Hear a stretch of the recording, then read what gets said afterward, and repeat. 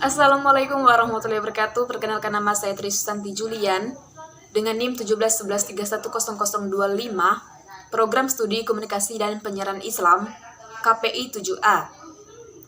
Baiklah, di mata kuliah manajemen media massa ini saya akan sedikit menjelaskan tentang apa dan siapa pers itu, halaman 3, bab 1 dari buku Manajemen Penerbitan Pers karya Totok Juroto.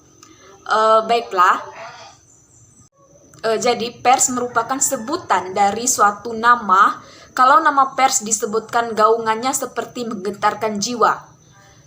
Jadi jika seseorang sedang berhubungan dengan pers, dikonotasikan ia berhadapan dengan suatu urusan yang besar.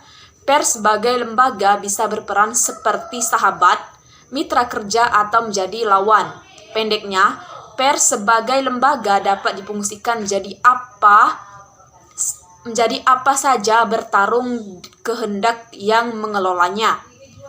Jadi sejarah mencatat dalam pertempuran merebut kemerdekaan Republik Indonesia tahun 1945, pers tidak sekedar ikut berjuang dengan mengangkat senjata, tetapi besar peranannya dalam menyebarluaskan semangat revolusi Indonesia ke seluruh dunia, sehingga kemerdekaan bangsa Indonesia diakui oleh negara-negara lain. Dari sini, pers berfungsi sebagai teman seperjuangan. Di Indonesia, perusahaan rokok bisa mendulang keuntungan ratusan miliar rupiah karena mereka berhasil menjalin hubungan baik dengan pers yang membantu mempublikasikannya. Jadi, siapakah sebenarnya pers itu?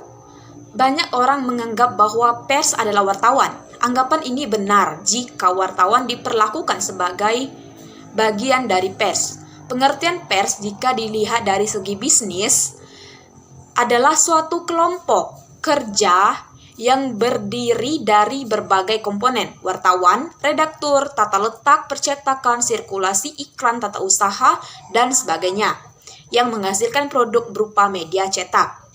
Menurut Leksin Komunikasi, pers berarti 1. Usaha percetakan, penerbitan. 2. Usaha mengumpulkan dan penyiaran berita. 3. Penyiaran berita melalui surat kabar, majalah, radio, dan televisi. Yang keempat, orang-orang yang bergerak dalam penyiaran berita. Yang kelima, media penyiaran berita yakni surat kabar, majalah, radio, dan televisi. Sedangkan istilah pers berasal dari bahasa Inggris karena proses produksinya memakai tekanan pressing. Sebagian orang menyebut istilah pers sebagai kependekan dari kata persurat kabaran. Di Indonesia, menurut Undang-Undang Nomor 11 Tahun 1966 tentang ketentuan-ketentuan pokok pers, sebagaimana telah ditambah dengan Undang-Undang Nomor 4 Tahun 1967 dan diubah lagi dengan Undang-Undang Nomor 21 Tahun 1982. Dari undang-undang ini, pers merupakan lembaga kemasyarakatan, alat perjuangan nasional yang mempunyai karya sebagai salah satu media komunikasi massa yang bersifat umum berupa penerbitan yang teratur waktu terbitnya, diperlengkapi atau tidak diperlengkapi dengan alat-alat milik sendiri berupa percetakan, alat-alat foto, kisah, mesin-mesin, stencil, atau obat-obat teknik lainnya.